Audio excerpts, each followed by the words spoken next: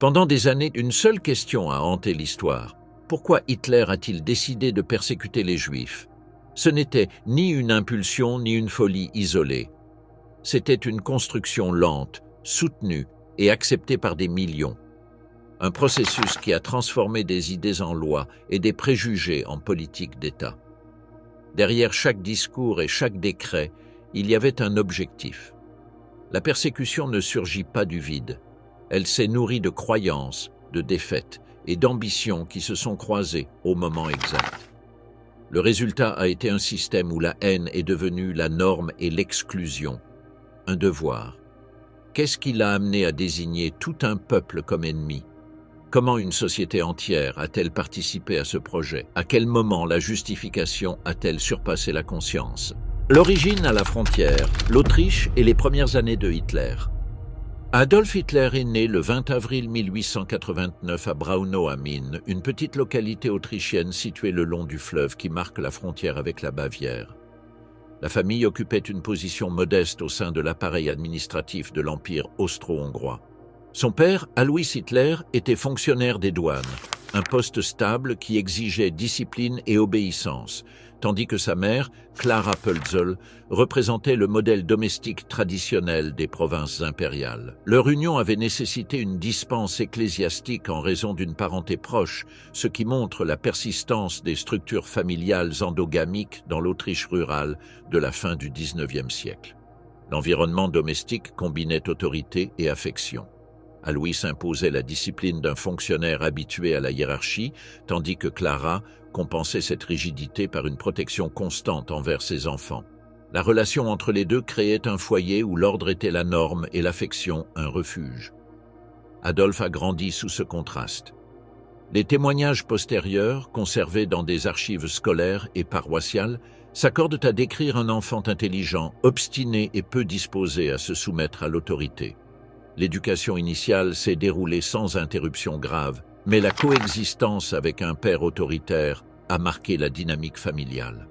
Les déplacements continus reflétaient la mobilité des employés d'État de l'Empire.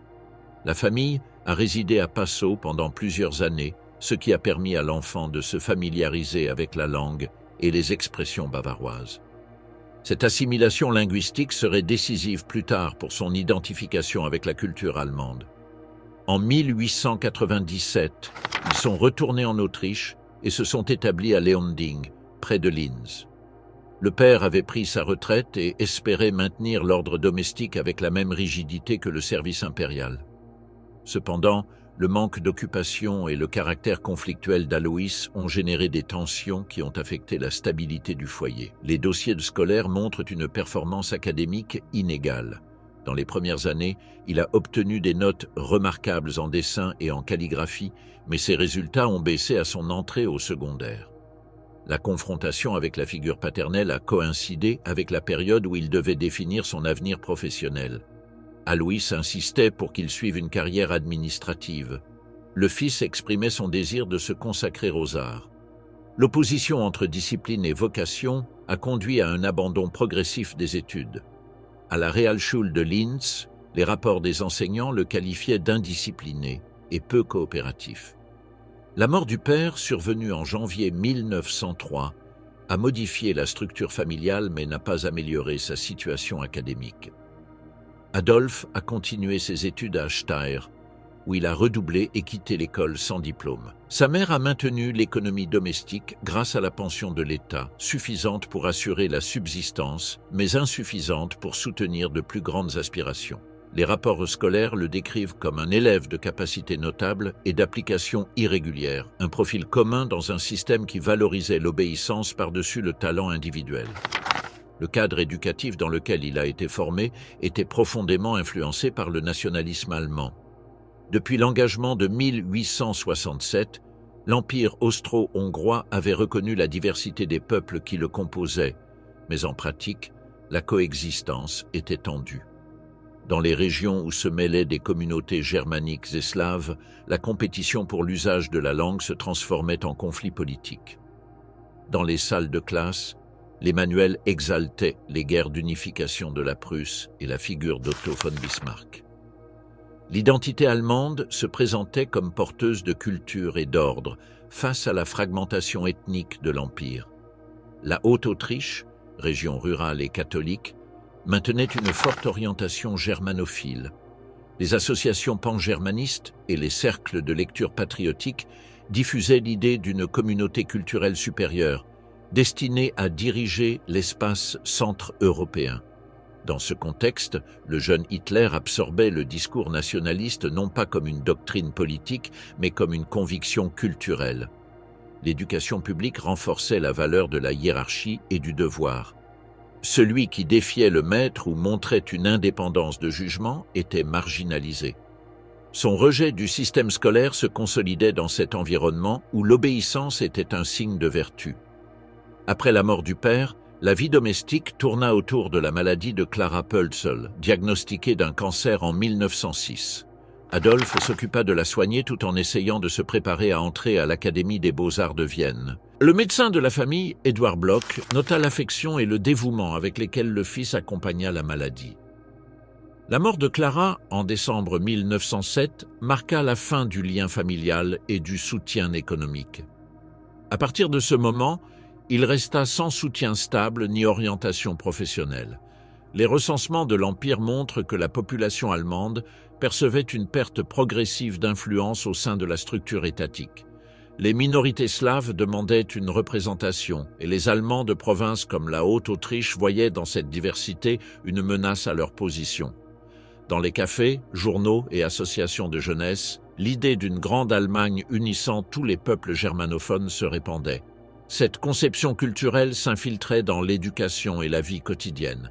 Il n'existe aucun enregistrement montrant que Hitler ait participé formellement à des groupes nationalistes, mais l'environnement dans lequel il a grandi partageait cet imaginaire collectif. Le système impérial définissait la mobilité sociale par le mérite administratif. Ceux qui ne terminaient pas leurs études étaient exclus du circuit de promotion. Hitler a quitté l'école sans métier ni diplôme, ce qui signifiait une exclusion des chemins conventionnels de promotion sociale. Entre 1905 et 1907, il a vécu du soutien de sa mère et de travaux occasionnels. Les actes municipaux confirment que la famille possédait un logement et une certaine stabilité économique, bien que sans excédent. Pendant ces années, il a développé une routine isolée, centrée sur la lecture et le dessin. Le manque de contact avec d'autres jeunes de son âge a accentué sa tendance au repli sur soi.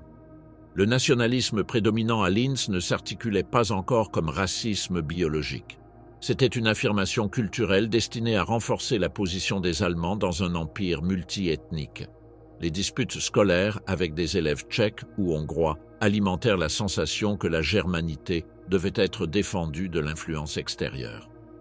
La presse locale diffusait cette narrative, présentant les Germains comme porteurs de civilisation face à un environnement de peuple qui réclamait autonomie.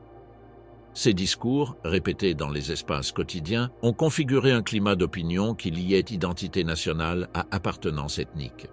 Dans cet environnement, Hitler a formé une vision du monde basée sur l'exaltation de la culture allemande et sur le mépris envers l'autorité bureaucratique qui l'avait exclue.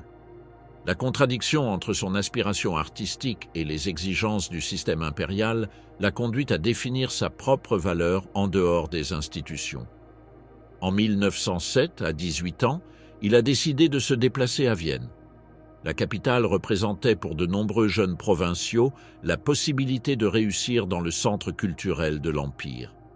Cependant, c'était aussi une ville marquée par l'inégalité et la concurrence. Ce déménagement marquerait le début d'une nouvelle étape où les idées assimilées pendant son adolescence provinciale commenceraient à prendre forme politique. La ville du ressentiment, Vienne est la naissance de la haine moderne.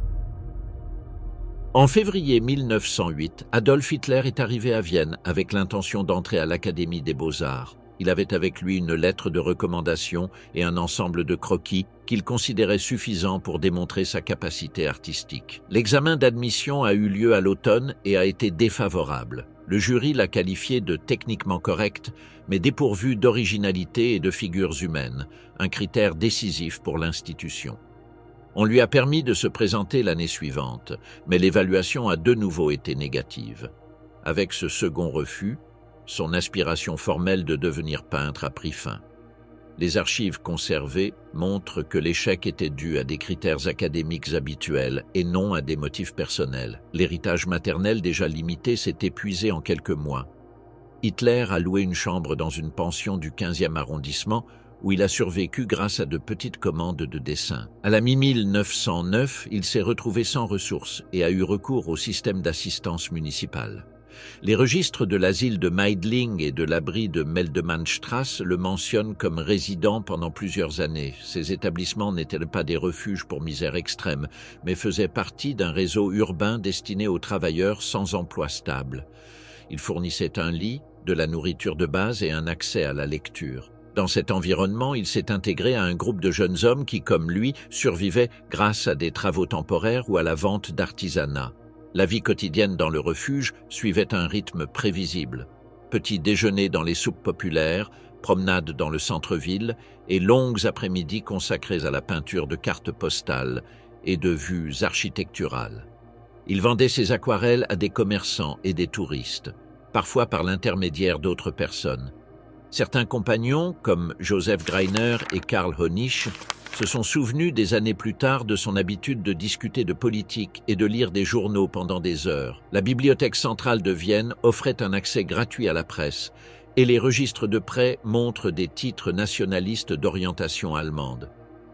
À travers ces lectures, il commença à se forger une vision du monde où la politique se présentait comme un conflit entre identités culturelles. Vienne était alors une ville impériale de presque 2 millions d'habitants. Sa population comprenait des communautés provenant de tout le territoire austro-hongrois, tchèques, hongrois, polonais, italiens et juifs. La croissance urbaine était alimentée par l'immigration de l'Est, principalement juive. Selon le recensement de 1910, il représentait un dixième de la population, concentrée dans certains districts et professions. La cohabitation entre les groupes était tendue et les journaux transformaient les différences culturelles en sujets constants de débat. Les discours nationalistes simplifiaient les problèmes économiques en termes d'invasion ou de concurrence ethnique, un langage qui trouvait un écho parmi les secteurs les plus pauvres. L'antisémitisme viennois n'a pas surgi de manière soudaine. Depuis la fin du XIXe siècle, il avait été un élément structurel de la politique urbaine. Le maire Karl Lueger, chef du Parti social-chrétien, avait consolidé son pouvoir en faisant appel au sentiment populaire catholique et au ressentiment contre les élites financières, souvent identifiées comme juives. Son antisémitisme était plus politique que racial. Il l'utilisait comme un instrument de cohésion entre les électeurs chrétiens allemands. Dans ses discours, il défendait l'idée d'une ville qui devait préserver son caractère national et religieux. Il ne promouvait pas la violence, mais légitimait l'exclusion symbolique de ceux qu'il considérait comme étrangers. Ce modèle de discours influençait le climat politique général et servait de référence pour ceux qui cherchaient à mobiliser les masses. Hitler assistait à des meetings et observait l'efficacité de l'oratoire de Lueger. Il ne participait pas activement, mais comprenait le pouvoir de la parole comme moyen d'influence.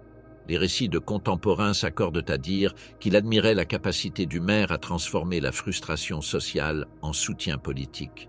De lui, il a appris que l'ennemi commun pouvait unifier les mécontents et convertir le ressentiment en identité collective. En ces années-là, il a découvert que la politique de masse dépendait autant de l'émotion que des idées. À côté de cet antisémitisme politique, coexistait un autre de nature plus radicale. Georg von Schönerer, ancien député et leader du mouvement pangermaniste, proposait l'union de l'Autriche avec l'Allemagne et l'exclusion totale des Juifs et des peuples slaves. Sa rhétorique faisait appel à la pureté raciale et à la supériorité germanique. Bien que son influence directe ait diminué après sa chute politique, son idéologie se maintenait dans la presse nationaliste. Les brochures qui circulaient dans les cafés et les librairies présentaient l'histoire européenne comme une lutte entre races. Dans ce contexte, l'idée de nation se confondait avec celle de sang, et la différence culturelle se transformait en inégalité biologique. Hitler absorba les deux modèles. De Lueger, il empruntait la technique de la mobilisation émotionnelle, de Schönerer, l'interprétation raciale de la société. La combinaison des deux influences formait le noyau d'une pensée en gestation. Dans les journaux et dans la conversation quotidienne, la théorie des races était présentée comme une explication scientifique de l'histoire. Des auteurs comme Arthur de Gobineau et Houston Stewart Chamberlain étaient cités comme autorités. Chamberlain, en particulier, jouissait de prestige parmi les nationalistes autrichiens pour son œuvre sur les races nordiques et sémitiques. Dans les versions populaires de ces théories, la culture était associée à la biologie et l'inégalité était légitimée comme loi naturelle. La vie matérielle d'Hitler pendant ces années était précaire mais stable.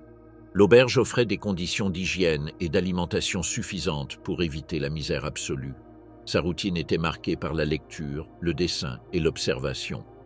Les rues de Vienne, avec leur mélange de pauvreté ouvrière et de richesse bourgeoise, servaient de scène permanente de contraste social. Les discours politiques réduisaient ces inégalités à une trame de culpabilité collective. Dans les cafés et brasseries, la presse sensationnaliste alimentait l'idée d'une conspiration étrangère sur l'économie. Dans cet environnement, l'antisémitisme se présentait comme une réponse ordonnatrice face à la complexité du monde moderne. La capitale de l'Empire était aussi un centre d'innovation artistique et scientifique. Les théories de Freud, la musique de Mahler et la peinture de Klimt faisaient partie d'un même univers culturel en transformation. Cependant, la majorité des résidents de l'auberge ne participaient pas à cette dynamique.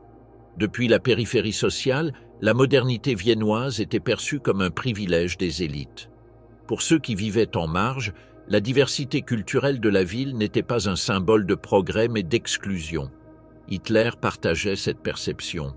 À ses yeux, la coexistence de styles, de langues et de religions exprimait le désordre et la décadence. L'accès quotidien à la presse a joué un rôle décisif. Dans les publications qu'il consultait, se combinaient des nouvelles avec des pamphlets idéologiques. Le langage était simple et répétitif. Exaltation de la nation, dénonciation de l'ennemi intérieur, appel à la pureté morale. Cette exposition constante à un discours monocorde a consolidé une vision fermée de la réalité. La pauvreté, la frustration et l'échec personnel ont été réinterprétés dans une narrative collective. Ce qui avait été un manque individuel s'est transformé en preuve de la corruption du système. Vers 1911, sa situation s'améliora légèrement grâce à la vente régulière d'aquarelles et de cartes postales. Il loua un petit espace partagé et obtint des commandes de vues architecturales.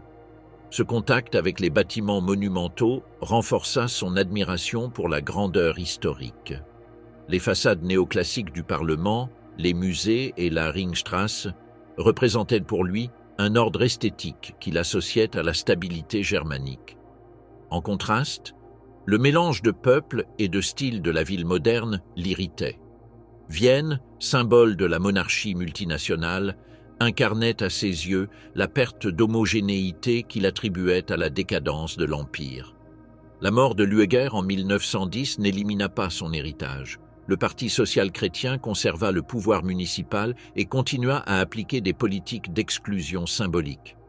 Dans ce contexte, Hitler consolida son apprentissage politique en observant comment le ressentiment pouvait se transformer en programme.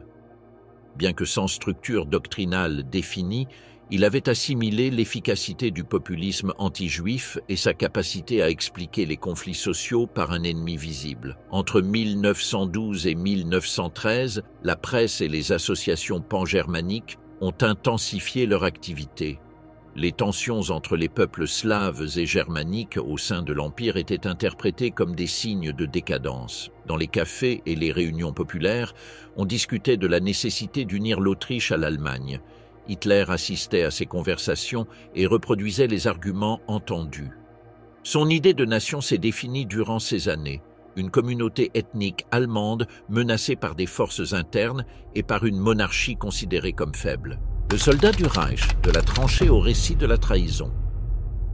Le 1er août 1914, lorsque l'Allemagne mobilisa ses forces, Adolf Hitler résidait à Munich. Bien qu'il soit toujours sujet de l'Empire austro-hongrois, il se porta volontaire pour l'armée bavaroise et fut accepté dans le 16e régiment d'infanterie de réserve, connu sous le nom de régiment List. Son incorporation fut officialisée en septembre, après les premières semaines de combat en Belgique et dans le nord de la France. L'instruction fut brève. et le transfert au front s'effectua rapidement.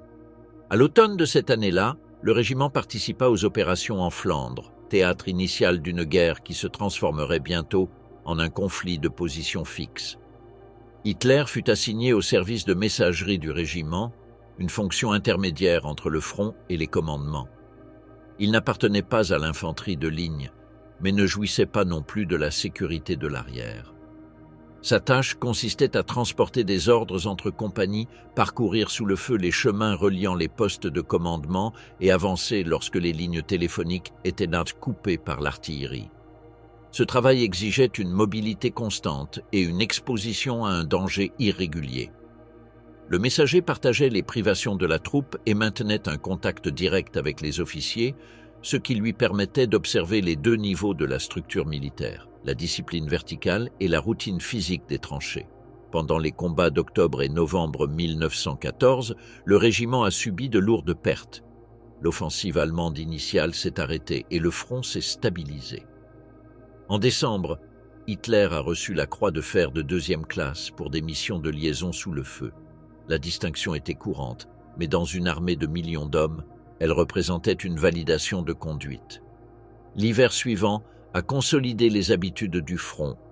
Tours de garde, humidité persistante, parasites, pénurie de nourriture et rotation périodique entre la première ligne et le repos relatif. Dans cet environnement d'obéissance réglementée, l'ancien chômeur viennois a trouvé une forme d'appartenance que le monde civil lui avait refusée. En été 1916, pendant la bataille de la Somme, il a été blessé par des éclats d'obus à la jambe. Il a été évacué vers un hôpital à l'arrière et ensuite vers des centres en territoire allemand. La convalescence lui a permis d'observer la situation intérieure du pays.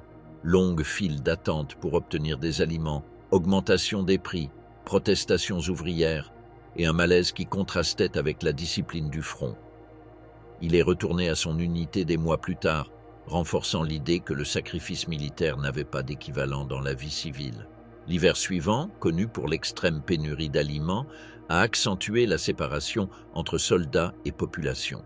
Pour beaucoup de combattants, le front symbolisait pureté d'effort, l'arrière, désordre et ingratitude. Entre 1917 et 1918, le régiment a agi dans plusieurs secteurs du front occidental.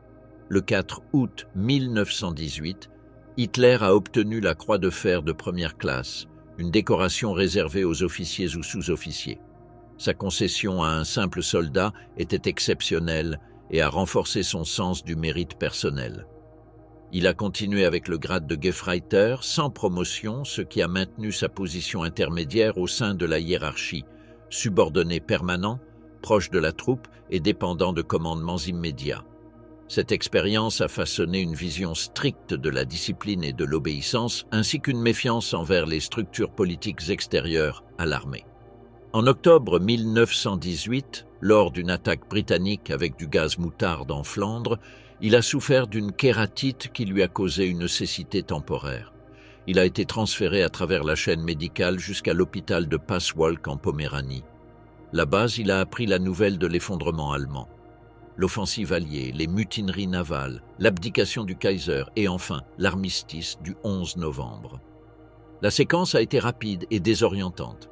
Pour un soldat immobilisé et dépendant du personnel médical, la défaite a été perçue comme un événement soudain et extérieur, non comme le résultat d'un processus prolongé. La guerre des tranchées avait généré une division morale entre le front et l'arrière. Dans les lettres et journaux pour les troupes, le soldat était décrit comme représentant du devoir, tandis que le civil apparaissait comme opportuniste ou agitateur. Lorsque la défaite est arrivée, cette structure mentale a permis de l'attribuer à la politique intérieure. En 1918 ont coïncidé la crise militaire et la Révolution. Les conseils d'ouvriers et de soldats ont surgi dans les ports et usines. La monarchie s'est effondrée et la République a été proclamée. En Bavière, l'assassinat de Kurt Eisner en février de 1919 et la brève République soviétique de Munich ont renforcé dans la propagande conservatrice l'association entre socialisme, internationalisme et leadership juif. Pour les vétérans, ce récit offrait un cadre d'ordre. La défaite militaire, qui en termes stratégiques obéissait à la supériorité matérielle alliée et à l'épuisement logistique, fut réinterprétée comme une trahison. Le régiment List, comme d'autres corps de l'armée impériale, maintenait des rituels de commémoration et un langage de sacrifice. Les pertes étaient exaltées dans les communiqués de guerre et les services religieux. La nouvelle de l'armistice, reçue dans les hôpitaux et les camps, a produit de la confusion. Pendant des mois, la presse officielle avait soutenu des attentes de victoire ou de paix honorable. La capitulation a été présentée comme une décision politique et non comme une conséquence inévitable. Cette perception a donné naissance au mythe du poignard dans le dos. Ce n'était pas une invention isolée, mais une construction progressive. Dans les mois suivant l'armistice, des généraux et des publicistes conservateurs ont cherché à expliquer la défaite sans compromettre l'armée. Paul von Hindenburg et Erich Ludendorff, dans leur déclaration devant la commission du Reichstag qui enquêtait sur les causes de la guerre, ont transféré la responsabilité au gouvernement civil et à la faiblesse morale de la nation. Hindenburg a prononcé la phrase qui fixerait la légende. L'armée avait été poignardée dans le dos. Le concept a déplacé la discussion de la logistique et de la stratégie vers la politique intérieure. La diffusion du mythe fut rapide. Des journaux nationalistes le reproduisirent comme une vérité testimoniale. La censure des rapports militaires et l'absence de chiffres complets sur la participation des soldats juifs favorisèrent des interprétations biaisées. En 1916, le ministère de la Guerre avait ordonné un recensement des combattants juifs pour contrer les rumeurs antisémites. La non-publication des résultats fit de l'omission un argument. Dans les années suivantes, la propagande identifia des leaders socialistes d'origine juive comme preuve d'une conspiration intérieure. La coïncidence des noms de familles visibles en politique et dans la presse servit à renforcer cette version.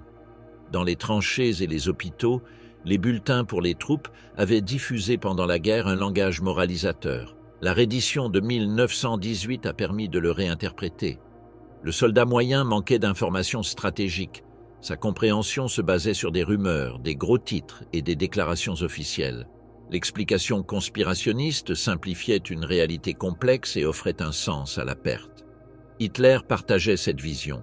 Blessé, décoré et hospitalisé, il percevait la fin de l'Empire comme une rupture de l'ordre.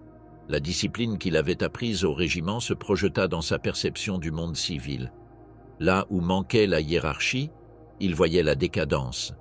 Là où il y avait protestation, il voyait la trahison. En quittant l'hôpital, il a trouvé un pays démobilisé et fragmenté. La monarchie avait disparu, les vétérans rentraient sans travail et l'inflation érodait les économies. Dans les villes, les partis se disputaient le contrôle entre grève et répression. En Bavière, les corps francs, formés par d'anciens soldats, ont combattu les révoltes de gauche et rétabli l'ordre par des exécutions sommaires. Ces formations paramilitaires mêlaient patriotisme et revanche. Dans leur langage, marxiste et juif étaient utilisés comme des termes équivalents.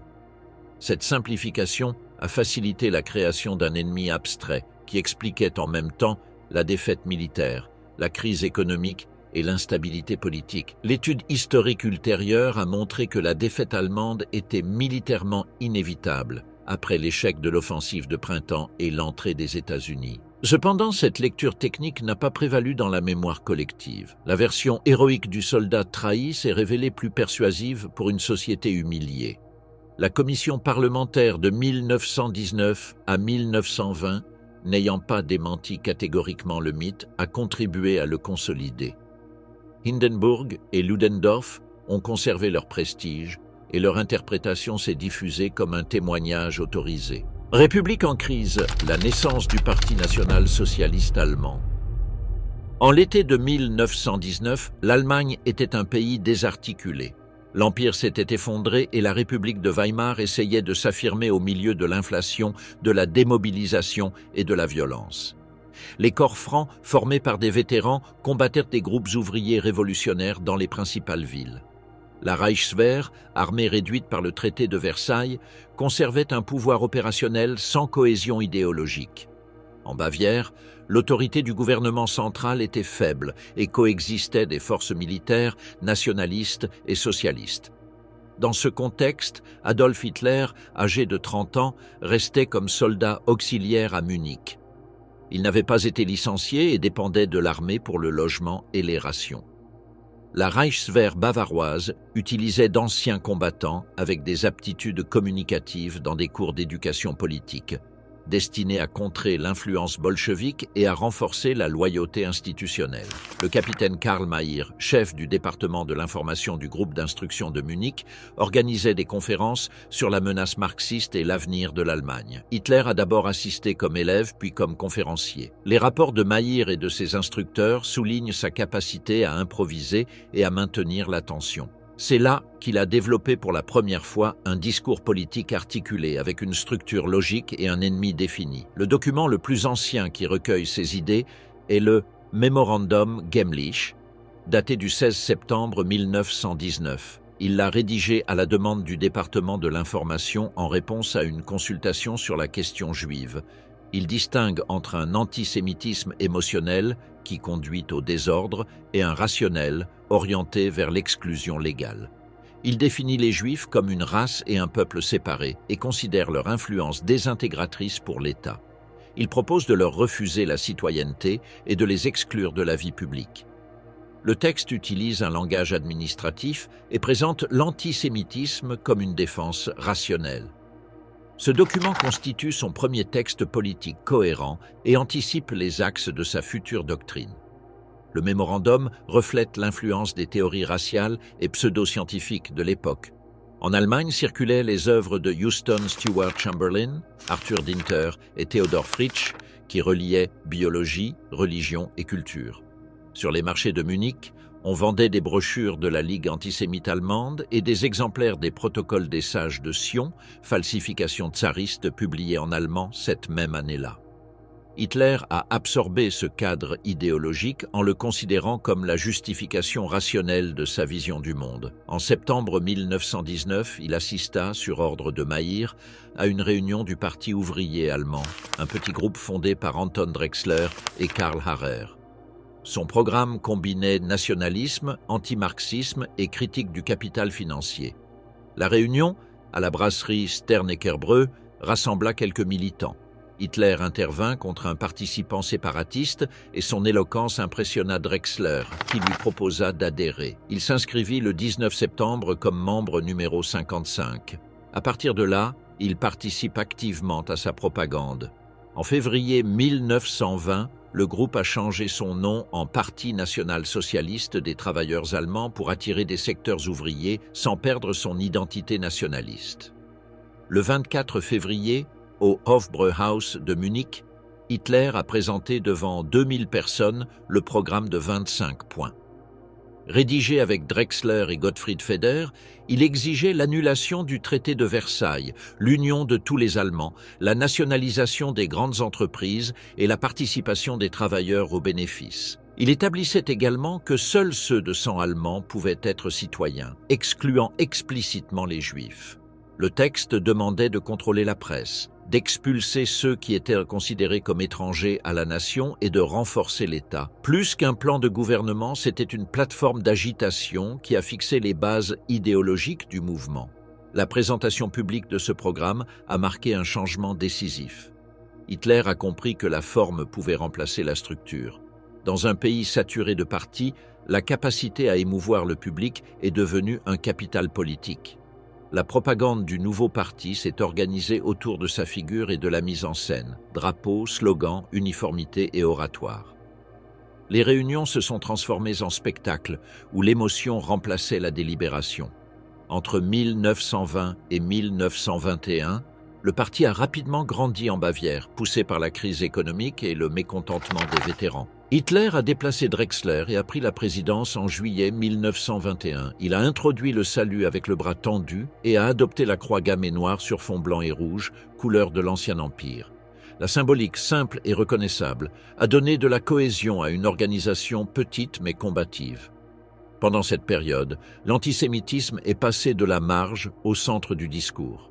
Hitler a combiné 3 éléments: l'idée du marxisme juif, hérité de la propagande de la Reichswehr, la notion de conspiration internationale tirée des protocoles, et la distinction de Feder entre capital productif et capital financier, identifiant ce dernier avec la domination juive. Cette structure a unifié toutes les causes du malaise national, défaite, inflation et décadence morale, sous un même ennemi. Lors des meetings, les arguments économiques se transformaient en accusations ethniques. L'activité du parti s'est professionnalisée. Les revenus des entrées, des badges et des dons ont financé des brochures et des affiches. Des brochures ont été publiées comme « Pourquoi nous sommes antisémites ?» et un corps de protection a été créé pour maintenir l'ordre lors des événements, l'embryon des SA. Le parti fonctionnait comme un mouvement d'agitation locale adapté à une Bavière où l'État central exerçait à peine son autorité. Munich est devenu son noyau opérationnel et un refuge pour les anciens combattants déracinés. La crise économique de 1922 et l'hyperinflation de 1923 ont intensifié le chaos. L'occupation de la Ruhr par les troupes françaises et belges a paralysé l'industrie. Le gouvernement a répondu en émettant de la monnaie, ce qui a détruit la valeur du mark. Dans ce contexte, la promesse d'ordre a attiré un soutien populaire. Le gouvernement bavarois, conservateur et anticommuniste, a toléré les nationalistes tant qu'ils luttaient contre la gauche. Cette indulgence a permis au parti d'étendre son influence. La marche sur Rome de Mussolini, en octobre 1922, servit de modèle pour les groupes d'extrême droite allemands. Hitler et des dirigeants de corps francs planifièrent un coup similaire. Le 8 novembre 1923, il fit irruption avec des hommes armés dans la brasserie Burgerbräu-Keller où le commissaire Gustav von Kahr prononçait un discours. Il proclama une révolution nationale, mais la tentative manquait de coordination. Le jour suivant, lorsque les colonnes marchèrent vers le centre de Munich, la police ouvrit le feu devant le Feldherrnal. 16 militants et 4 agents moururent. Le coup, connu sous le nom de putsch de Munich, échoua en quelques heures. Hitler a été arrêté le 11 novembre et jugé pour haute trahison. Lors du procès, qui s'est tenu en février 1924, il a utilisé la salle comme tribune. Il a admis la responsabilité, mais a présenté son action comme une défense du pays. Le tribunal présidé par Georg Neihart a montré de l'indulgence. Il a été condamné à 5 ans de prison et a purgé 9 mois à la forteresse de Landsberg. Le procès et la couverture de presse l'ont transformé en figure nationale. Pendant son emprisonnement, il a reçu des visites régulières et a écrit planifiant la réorganisation du parti. Entre 1919 et 1924, son parcours est passé de l'informalité à la structure. Le mémorandum Gemlich a été le point de départ idéologique. Le programme de 25 points, sa codification publique, et le putsch de Munich, sa première tentative d'application. Au cours de ces 5 ans, l'antisémitisme est devenu une doctrine politique et la défaite de 1918 a trouvé un canal dans la promesse de rédemption nationale. Le manifeste de l'enfermement, Mein Kampf et l'avenir du Reich. L'emprisonnement à Landsberg, après l'échec du putsch de 1923, a permis à Hitler de systématiser sa pensée.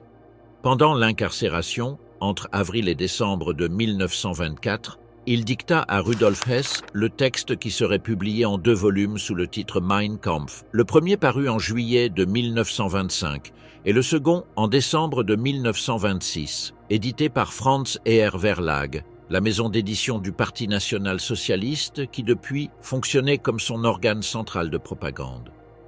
Le livre combinait autobiographie, interprétation historique et programme idéologique. Il ne suivait pas une structure académique. C'était une exposition continue d'expériences et de conclusions personnelles. L'axe conceptuel était la lutte permanente entre les races et l'existence d'une conspiration mondiale du judaïsme pour dominer la planète par le capitalisme financier et le marxisme. Cette dualité, ennemi racial et ennemi idéologique, offrait une explication totale des crises allemandes depuis 1918. Le premier volume passait en revue sa jeunesse, son séjour à Vienne et son expérience militaire, interprétée comme une préparation à une mission. Dans le chapitre 11, « Peuple et race », il introduisait l'idée biologique d'inégalité raciale. L'humanité était divisée entre races créatrices et races inférieures, l'Aryenne étant génératrice de culture. Le métissage était considéré comme une cause de décadence. Le juif était décrit comme un parasite qui dégradait les peuples par le mélange, le contrôle économique et la manipulation culturelle. Avec cela, il transposait les préjugés traditionnels dans le langage de la biologie, leur donnant une apparence scientifique. Le deuxième volume développait les conséquences politiques. Dans l'État, il établissait que la fonction du gouvernement était de préserver la pureté raciale. Il rejetait le parlementarisme, identifié comme un instrument du judaïsme, et défendait un système basé sur le principe du Führer, autorité d'un chef choisi pour sa capacité et obéissance absolue des subordonnés. Dans Politique intérieure, il associait marxisme, démocratie et judaïsme comme expression d'un même pouvoir corrosif. Dans Politique extérieure, il proposait la conquête de l'espace vital vers l'Est, considérant légitime l'expansion sur les peuples slaves. Le livre n'était pas un plan de gouvernement, mais une doctrine totale. Il remplaçait le raisonnement politique par un langage de destin et de lutte. La violence apparaissait comme mécanisme naturel de l'histoire. L'autodéfense du peuple allemand face à l'ennemi juif devenait une obligation morale. L'antisémitisme cessait d'être une opinion et se transformait en principe d'action. Les premières éditions ont eu une diffusion limitée. En 1925, 9000 exemplaires ont été imprimés. En 1926, un peu plus de 6000. Son style dense et confus limitait la lecture. La presse libérale l'a qualifié d'œuvre démagogique et la droite l'a considéré comme excessif. Au sein du mouvement nazi, cependant, il est devenu un texte de référence. Il était distribué parmi les militants et lu lors de réunions locales. En 1927, le tirage cumulé dépassait les 21 000 exemplaires et la maison d'édition a commencé à le promouvoir comme manuel de formation politique. À partir de 1928, Mein Kampf acquit une nouvelle pertinence grâce à Joseph Goebbels, chef de la propagande du parti. Il comprit que le livre pouvait se diffuser mieux à travers des résumés, conférences et articles. Dans les journaux Völkischer Beobachter et Der Angriff étaient publiés des extraits simplifiés qui traduisaient les thèses du livre dans un langage émotionnel et accessible. La propagande éliminait les termes biologiques et soulignait les idées de trahison interne, juif international et reconstruction nationale. La croissance électorale du parti entre 1928 et 1932 a découlé en partie de cette transformation du discours doctrinal en message populaire. Aux élections de 1928, les nazis ont obtenu 2,6% des voix. En septembre 1930, en pleine crise économique mondiale, ils ont atteint 18,3%. Le chômage, la récession et le discrédit des partis traditionnels ont engendré une réceptivité. Les idées du livre, réduites à de courts slogans, ont pénétré des larges secteurs. Une nation, un peuple, un chef. L'ennemi est à l'intérieur. La propagande a utilisé tous les moyens disponibles, presse, affiches, réunions et, depuis 1931, émissions de radio.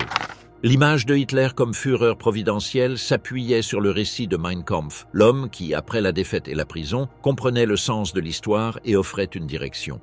Cette biographie politique faisait de l'antisémitisme une partie d'une épopée nationale.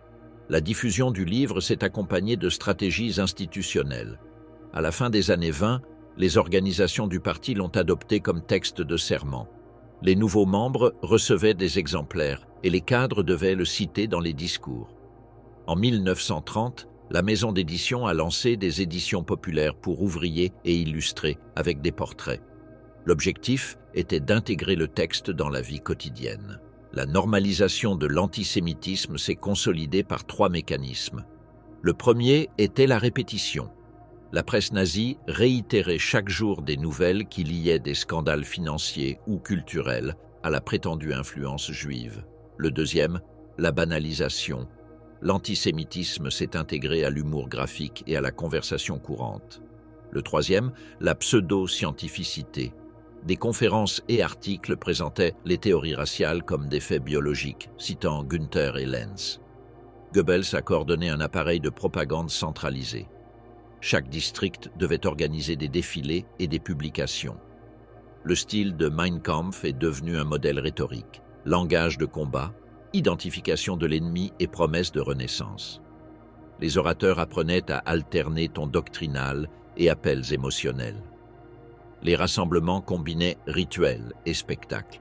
En eux, les thèses du livre étaient réduites à des oppositions binaires. Peuple contre parasite, pureté contre mélange, travail contre usure. L'organisation du parti a facilité cette expansion.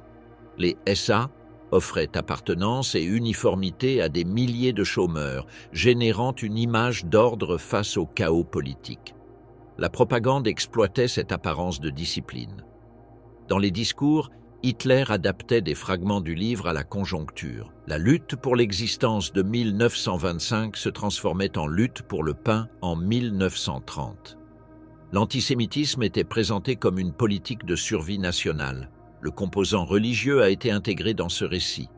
Dans Mein Kampf, Hitler avait réinterprété la providence comme une force naturelle qui guide les peuples supérieurs.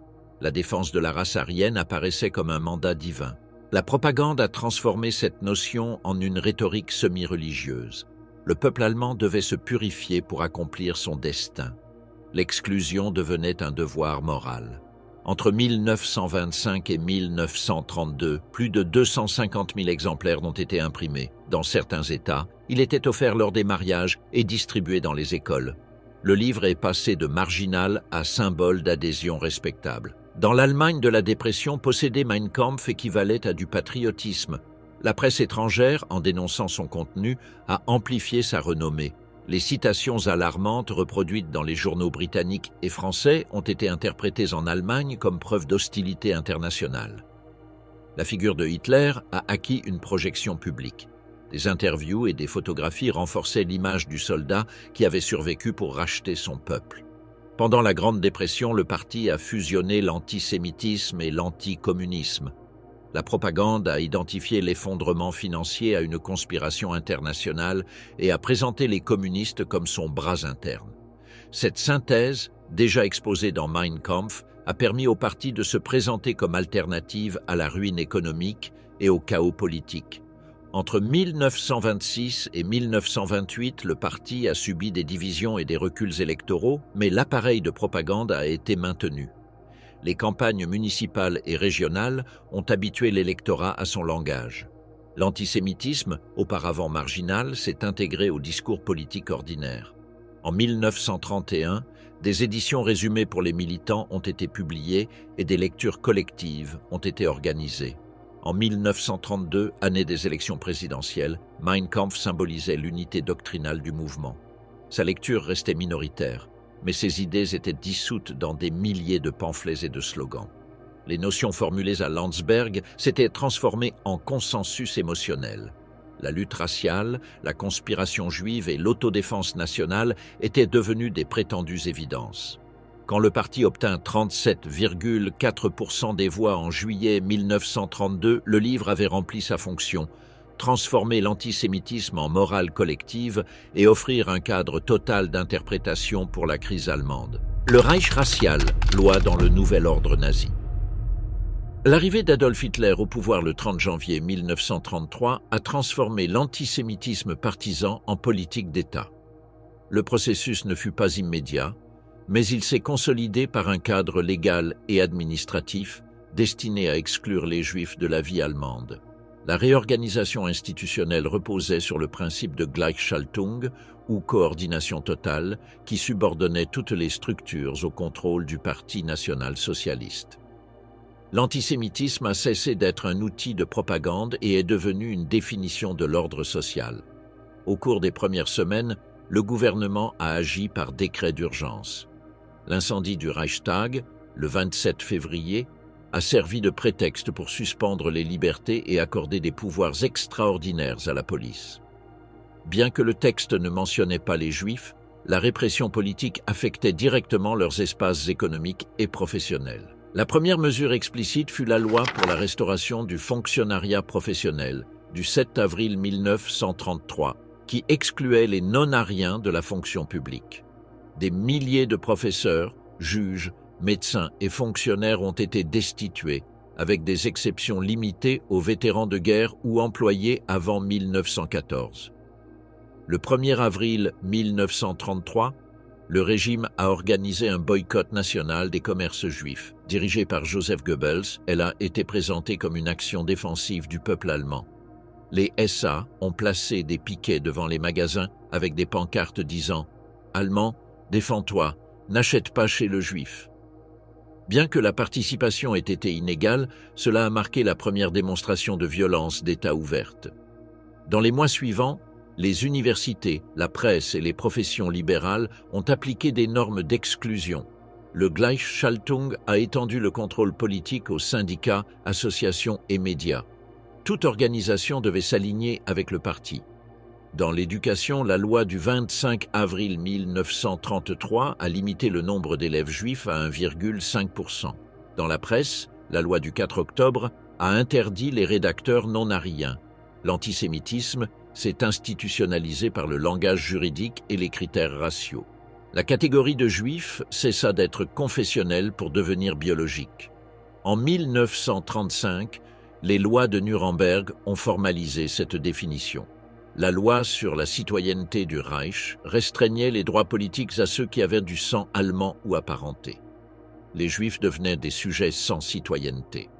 La loi pour la protection du sang et de l'honneur allemand interdisait les mariages et relations entre Juifs et Ariens ainsi que l'emploi domestique de jeunes femmes allemandes par des familles juives. Les décrets de novembre de cette année-là précisaient les catégories. 3 ou 4 grands-parents juifs définissaient le juif complet, 1 ou 2 les métis de premier ou de second degré. La bureaucratie allemande a élaboré des certificats de généalogie, des tableaux raciaux et des registres familiaux. L'application des lois a généré une machinerie de contrôle documentaire. Les églises, les mairies et les bureaux d'enregistrement ont coopéré pour vérifier les ascendances. Des milliers de citoyens ont eu recours à des généalogistes pour démontrer la pureté raciale. Les actes de baptême et les recensements des synagogues sont devenus des documents officiels. Le racisme a pris l'apparence d'une légalité administrative. Entre 1936 et 1937, le régime a cherché à montrer de la stabilité. Les Jeux olympiques de Berlin ont offert une image modérée. Les affiches antisémites ont été temporairement retirées et la violence publique réduite. Cependant, l'exclusion économique a continué. Le processus d'arianisation, transfert forcé de propriétés juives aux mains ariennes, a progressé par le biais d'impôts, d'interdictions et de ventes forcées. En 1937, plus de 60% des entreprises juives étaient passées à de nouveaux propriétaires. En mars 1938, l'Allemagne a annexé l'Autriche. L'application immédiate des lois raciales à Vienne a provoqué des arrestations, des pillages et des humiliations publiques. Des milliers de Juifs ont été obligés de nettoyer les rues et les monuments. En août, un décret a imposé d'ajouter les prénoms Israël ou Sarah à tous les documents juifs. En novembre, l'assassinat du diplomate allemand Ernst vom Rath à Paris a été utilisé comme prétexte pour une action violente coordonnée. Pendant la nuit du 9 au 10 novembre, s'est produite la Kristallnacht, la nuit de cristal. Les troupes des SA, SS et jeunesse hitlérienne ont détruit des synagogues, des commerces et des logements dans toute l'Allemagne et l'Autriche. Plus de 1000 synagogues ont été incendiées et environ 30 000 personnes ont été arrêtées, temporairement envoyées dans des camps de concentration comme Dachau et Buchenwald. La police a reçu l'ordre de ne pas intervenir, sauf pour éviter les dommages aux propriétés ariennes. La Kristallnacht a marqué le passage de la discrimination légale à la persécution physique. Après les pogroms, le régime a encouragé l'émigration forcée. Les restrictions internationales et les visas limités ont fait que la majorité n'a pas pu partir. Le Bureau central pour l'émigration juive, dirigé par Reinhard Heydrich, a centralisé les demandes et confisqué les biens avant d'autoriser les départs. L'émigration est devenue un processus de spoliation légale. En 1939, l'invasion de la Pologne a élargi la portée de la politique raciale. Le territoire a été divisé, l'Ouest a été incorporé au Reich et le reste a formé le gouvernement général sous Hans Frank. Dès le début, des mesures de ségrégation ont été appliquées. Des ghettos ont été créés dans les principales villes. Celui de Łódź a été établi en avril 1940, celui de Varsovie en octobre. Les Juifs devaient porter des brassards avec l'étoile de David et remettre leur propriété. Les Judenräte, conseil juif imposé par les autorités, administraient les rations et le travail forcé. L'objectif initial n'était pas l'extermination, mais la concentration et l'exploitation du travail.